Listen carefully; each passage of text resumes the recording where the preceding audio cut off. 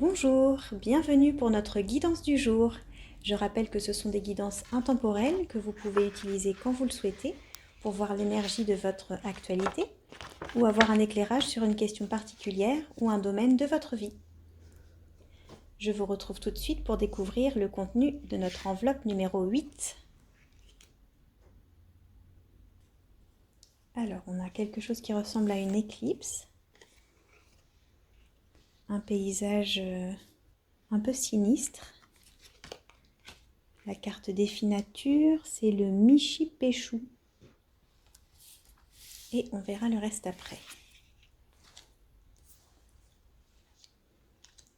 Alors, le petit texte du Michi-Pechou, je ne sais pas si c'est comme ça qu'on prononce. Aussi appelé le grand lynx, ce félin aquatique recouvert d'écailles possède des pattes palmées. Sa tête est surmontée de cornes, symbole de sa puissance. Vivant dans les profondeurs des grands lacs, il constitue une créature majeure de la mythologie des Ojibwés, peuple indien d'Amérique du Nord. À l'origine des vagues et des tourbillons, il apporte aussi protection, santé et abondance. Ce qui me saute aux yeux premièrement, c'est qu'on est dans des couleurs bleu, bleuté, gris. Sur les 3 cartes, il n'y a pas du tout de couleur chaude. Donc une atmosphère plutôt féminine, plutôt lunaire, plutôt froide, plutôt nocturne, assez sombre aussi. Si c'est bien une éclipse sur la première carte, on a donc la lumière qui est cachée. Sur la deuxième carte, la peinture, c'est une espèce d'aube. Ouais, ce serait plutôt l'aube que le crépuscule, je pense. Mais on voit que toute la partie au sol est encore plongée dans le noir. Après, c'est une impression, c'est imprimé sur du papier, donc peut-être que la peinture d'origine est plus nette, peut-être qu'on voit mieux le paysage au sol, mais là, de ce que j'en vois, oui, si, j'ai l'impression qu'on devrait voir le bas des arbres et tout ça. Mais bon, je me fie à ce que j'ai sous les yeux, donc toute la partie au sol est plongée dans l'obscurité. Et puis la lumière qui se dégage du ciel est quand même très légère. Et puis la créature, le Michi-Pechou, je ne sais pas. On nous dit que c'est une créature aquatique qui vit dans la profondeur des grands lacs. Donc un milieu aussi très profond, probablement très sombre.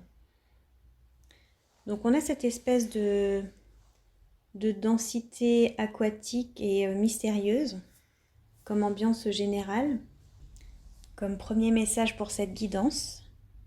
On a donc l'idée de quelque chose qui est caché, qui est mystérieux, qui est enfoui, quelque chose qui est non dit.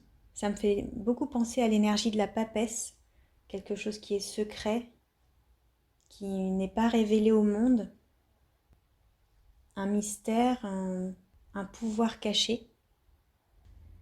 Et puis on nous dit que cette créature qui vit dans la profondeur des grands lacs est à l'origine des vagues et des tourbillons. Donc on a l'idée de quelque chose qui est secret et qui pourrait cacher ou créer des émotions, des remous intérieurs. Et donc il y a l'idée de quelque chose de refoulé, quelque chose qui est de l'ordre du secret, alors soit secret familial, soit dans d'autres domaines de la vie, mais quelque chose qui n'est pas dit et peut-être qui est volontairement caché parce qu'on sait que si c'était dévoilé, ça créerait trop de tumulte, trop de remous, de tourbillons, peut-être de problèmes. Là, il y a comme une couche épaisse de secret, de silence qui est posée sur des informations, sur une vérité que l'on tient à garder sous la surface, hors de la conscience, hors de la lumière, qui doit rester dans l'obscurité. Mais il apporte aussi donc ce Michi-Pechou. Il est à l'origine des vagues et des tourbillons, donc les remous émotionnels, le mouvement de l'eau en nous, donc les émotions. Il apporte aussi protection, santé et abondance. Donc il y a l'idée quand même d'une puissance, de quelque chose de bénéfique, mais qu'on tient à garder secret pour une raison ou pour une autre. Donc vous pouvez déjà voir ce que ça vous évoque dans votre vie, dans votre propre expérience, à quoi ça vous fait penser, cette énergie cachée, le fait de ne pas mettre en lumière, le fait de laisser secret dans la cave. Voyez ce que ça vous évoque spontanément comme image, comme idée, même les plus farfelus, parce que si c'est un secret qui vous est caché à vous, il peut quand même vous apparaître sous la forme d'idées, d'images, de sensations, d'impressions subtiles. Les secrets ne sont cachés que pour le mental, que pour l'ego, que pour notre dimension humaine. Quand il y a un secret, notre inconscient le capte et les dimensions de nous les plus subtiles le captent et peuvent recevoir des informations qui ne sont pas accessibles à notre conscience, mais qui nous parviennent malgré tout. Donc voyez quelles sont les premières idées qui vous viennent.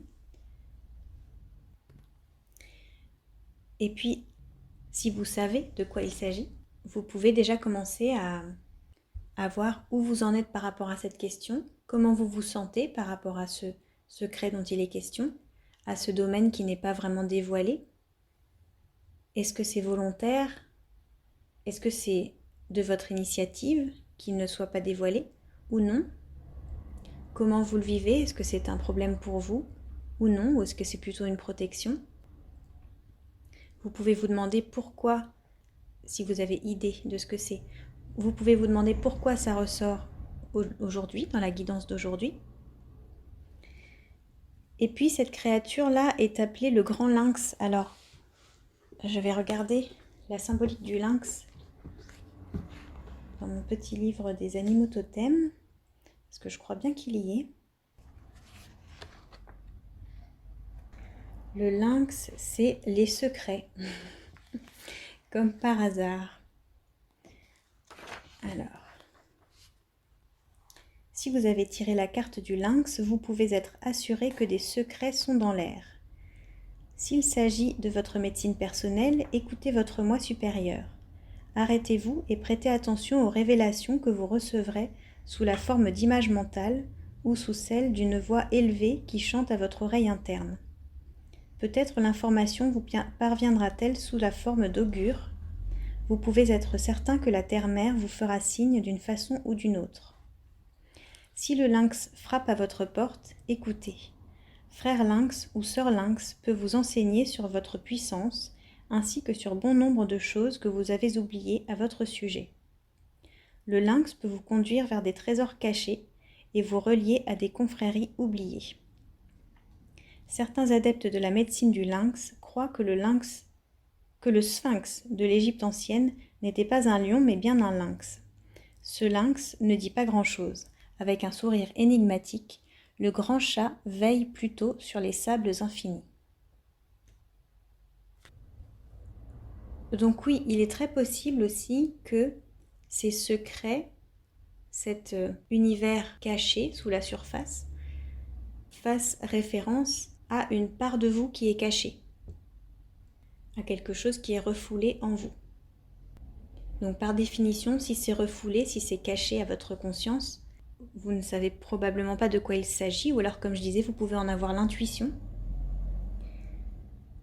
Et le fait que ça ressorte dans cette guidance, si vous avez ouvert cette guidance, que vous la regardez, et si ça vous parle, c'est probablement qu'il est temps pour vous de mettre en lumière certaines choses, de faire remonter à la surface quelque chose qui est caché, et là, il y a quand même quelque chose de très obscur et très épais, donc il se peut que le message vous dise que il est temps, que ça a trop duré, que là, ça demande à remonter à la surface.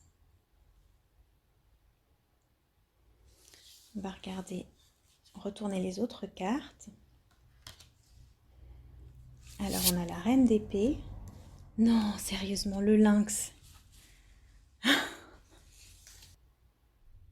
C'est incroyable. C'est incroyable. Ok, donc, donc on a 2 fois le lynx. C'est magnifique. Et puis alors on a 2 petits anges. La clarté et la sagesse. La carte du Camino nous dit commencer par la priorité. La reine d'air, la reine d'épée, qui est une abeille, ou alors un...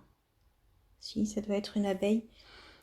Les autres insectes qu'on voit en arrière-plan, j'ai l'impression que... Je ne sais pas trop ce que c'est. Bon, donc je vous ai déjà lu la symbolique du lynx, puisqu'on l'a eu sur la première carte. Donc le conte s'appelle Le coq et le roi. Alors, il fait quand même 2 pages. Non, il fait 3 pages.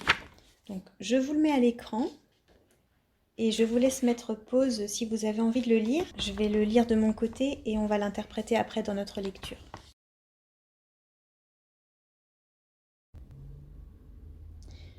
Donc là, on a quelque chose qui est caché, profondément caché, refoulé, enterré même. Et la reine d'épée, c'est un personnage qui a été blessé et qui donc s'est coupé de ses émotions pour ne plus souffrir. Donc, il se peut que cette chose qui est cachée ait été cachée pour vous protéger, si c'est quelque chose qui est en vous, qui a été caché. Là, c'est plutôt ça qui ressort dans le tirage. Ce serait une chose que inconsciemment vous savez et que vous avez mise à la cave pour ne plus en souffrir. L'abeille, elle parle aussi de communication, d'être en relation avec les autres, de coopération, de co-création et d'être ouvert aux autres.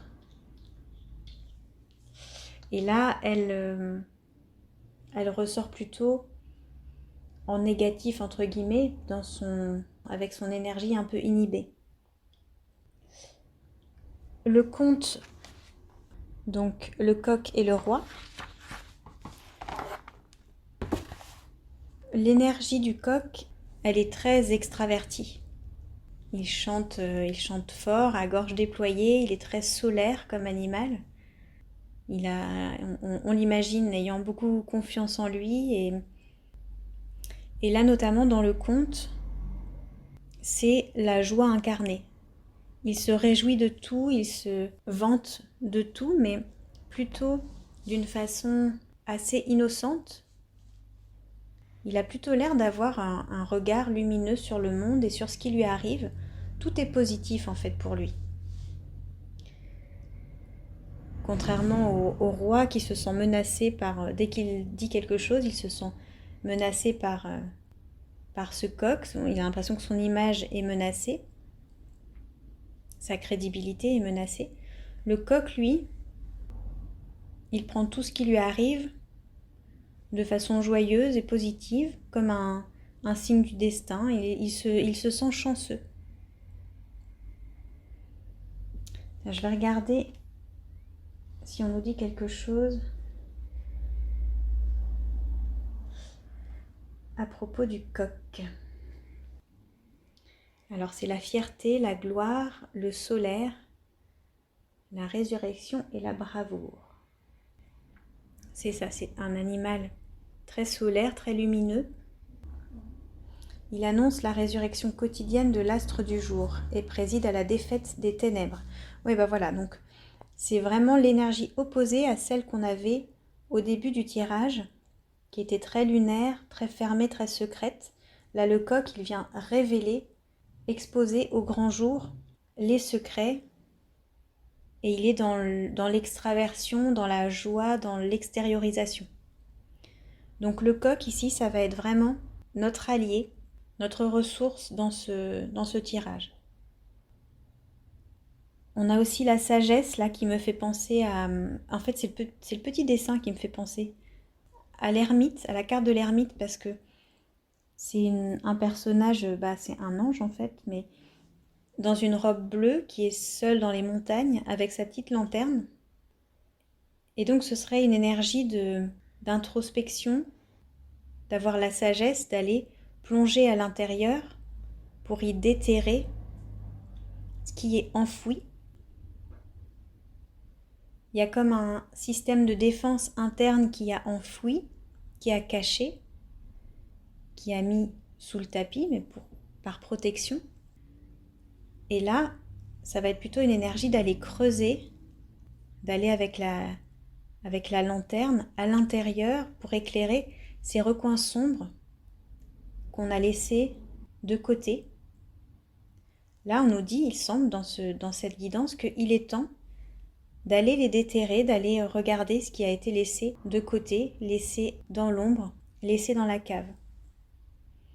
En commençant par la priorité. Donc ça, c'est vous qui saurez de quoi il s'agit.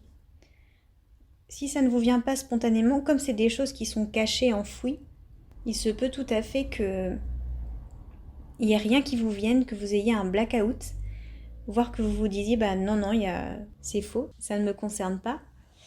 Donc c'est possible que ça ne vous concerne pas. Et si vous avez l'impression qu'il y a quelque chose à creuser derrière, ce que vous pouvez faire, c'est y penser avant d'aller vous coucher. Posez la question à votre inconscient. Vous pouvez lui dire je sais que j'ai des secrets, des choses qui sont enfouies. Je sens que c'est le moment pour moi qu'ils soient mis en lumière, que ces choses soient mises en lumière. J'ai envie de savoir de quoi il s'agit. S'il te plaît, envoie-moi les informations pendant la nuit. Et vous voyez ce qui vous vient, vous voyez les rêves qui vous viennent. Ça peut être aussi, pas sous forme de rêve, mais ça peut être le lendemain matin. Vous laissez votre journée se dérouler. Et puis vous voyez si des idées vous viennent, s'il y a aussi peut-être des synchronicités, des choses au cours de la journée qui vous viennent, des gens qui vous contactent, qui vous font penser à une chose ou une autre.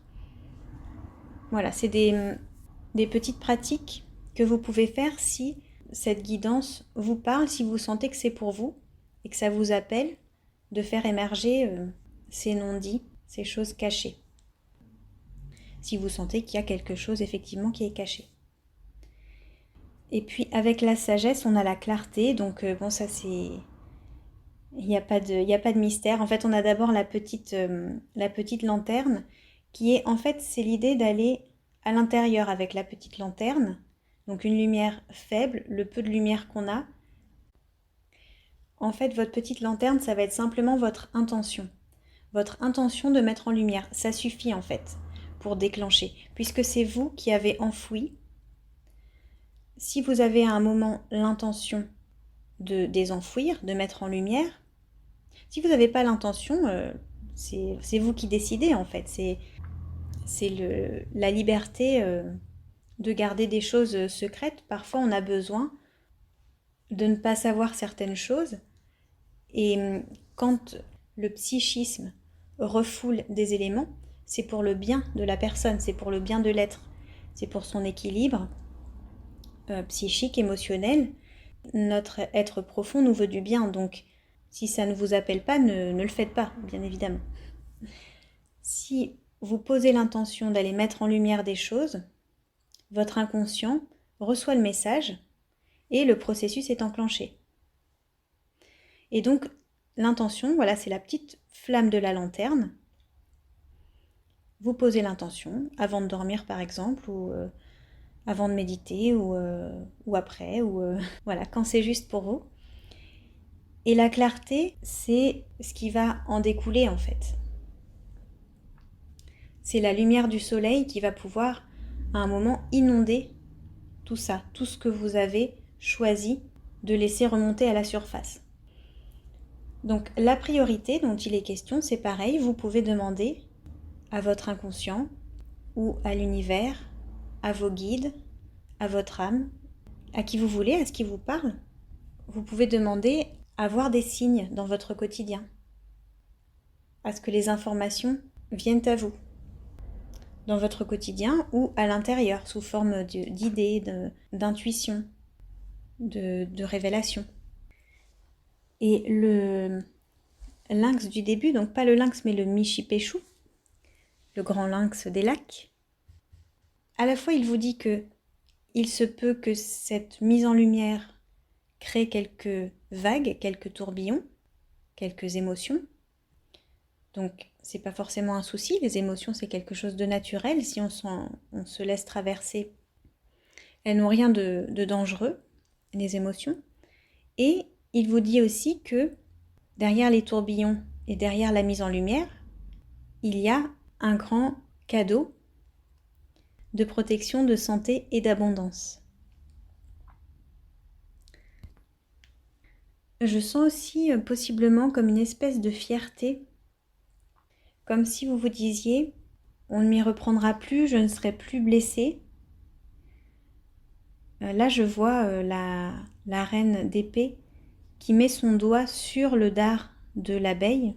C'est peut-être pas une abeille, mais voilà, cet insecte a un dard, j'ai l'impression. Et elle nous regarde en face, les yeux dans les yeux, l'air de dire « Regardez, on peut me piquer, j'ai pas mal » ou je supporte la douleur. C'est ça qui a été refermé. C'est comme s'il y avait eu une blessure et qu'on avait donné à voir sa faiblesse, sa douleur, sa souffrance, et qu'il y ait maintenant quelque chose qui dise on ne m'y reprendra plus, je serai forte dorénavant, je serai fort. Et hop, il y a quelque chose là qui se referme, qui se cache, cette fragilité qui a été peut-être exploitée à un moment ou qui a été exposée, qui du coup se trouve protégée tout au fond, derrière plein de couches de protection, sous les eaux du lac, très profondément dans l'obscurité, pour ne plus qu'on la voie, cette fragilité, pour faire comme si elle n'existait plus. Et là, il y a comme une espèce de force un peu feinte, de droiture, de froideur un peu feinte. Il semble que ce soit le moment pour vous de vous réouvrir à cette fragilité, en tout cas d'accéder de nouveau à cet aspect de vous qui a été blessé à l'époque où tout s'est refermé,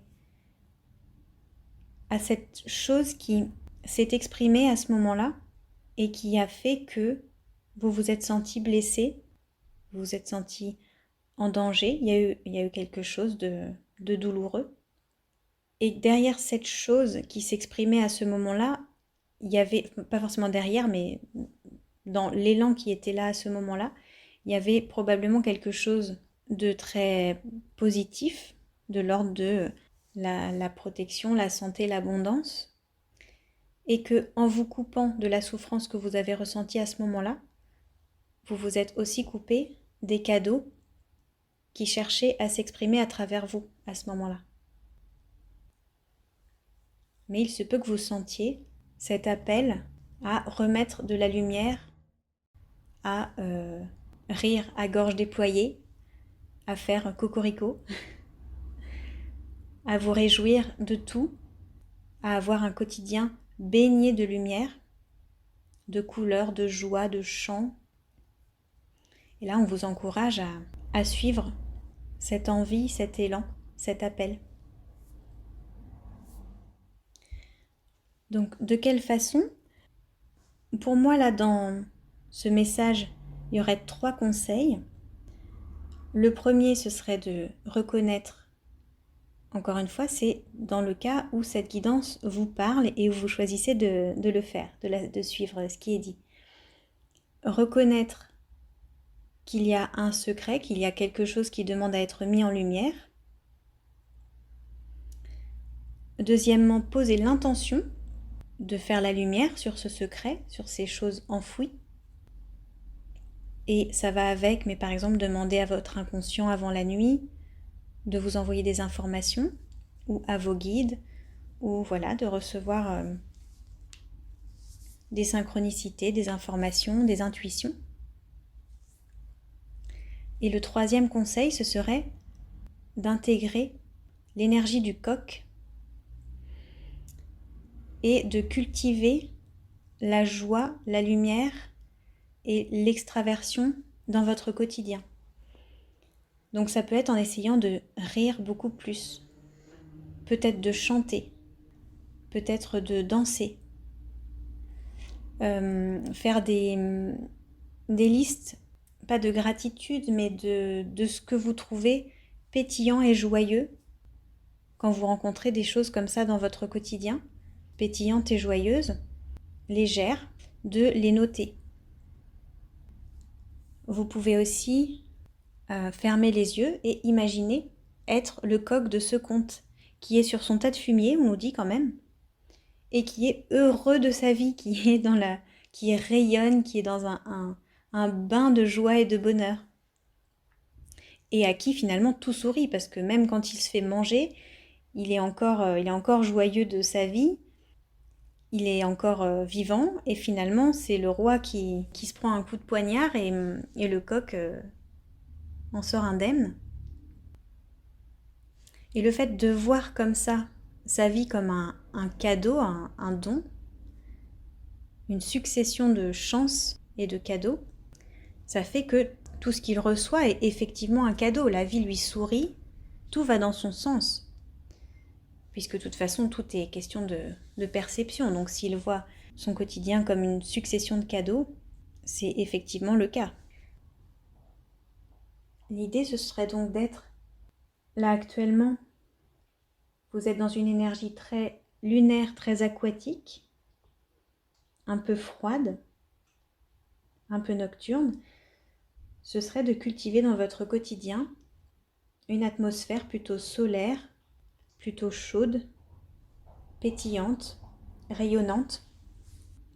De mettre de la légèreté aussi dans votre façon de parler, dans ce que vous exprimez, peut-être en cultivant aussi la dérision, l'autodérision. Mais toujours positive, pas dans le sarcasme, bien sûr, mais au contraire comme le coq dans une forme d'innocence, de pureté, de spontanéité. Un émerveillement. Essayez de repérer les moments où vous vous sentez grave, un peu sérieux, sérieuse. Et voyez comment vous pouvez remettre de la légèreté, peut-être du rire. Alors il y a des sujets qui sont pas propices à ça. Mais voyez si parfois vous pouvez vous dire « Est-ce que j'ai besoin là d'être aussi sérieux, d'être aussi sérieuse à ce sujet-là » Comment je pourrais mettre un peu de légèreté, un peu de soleil? Comment serait mon paysage intérieur si tout d'un coup il était baigné de soleil? On peut imaginer un champ de blé ou une plage ou beaucoup de jaune, d'orangé, sentir la chaleur et voir comment mon paysage intérieur se transforme et mes sensations se transforment. Les images que j'ai en tête, si j'essaye de les imaginer avec une autre température, d'autres couleurs, une autre atmosphère, comment se transforme mon regard sur la situation? Est-ce que j'ai peut-être aussi d'autres idées, d'autres solutions qui s'ouvrent à moi? Si j'imagine que c'est une pièce de théâtre ou un film comique, je peux me demander ce que le coq du conte ferait dans ma situation, comment il prendrait les choses, comment il regarderait les événements, comment il se comporterait, qu'est-ce qu'il dirait, qu'est-ce qu'il ressentirait. Juste voir ce que ça fait dans mon corps d'être ce coq qui voit tout baigné de soleil, de joie et de chance. Voilà pour cette petite guidance du jour. J'espère que ça vous parle. Je vous remercie beaucoup d'avoir écouté cette vidéo et je vous retrouve bientôt pour notre prochaine guidance. À très vite!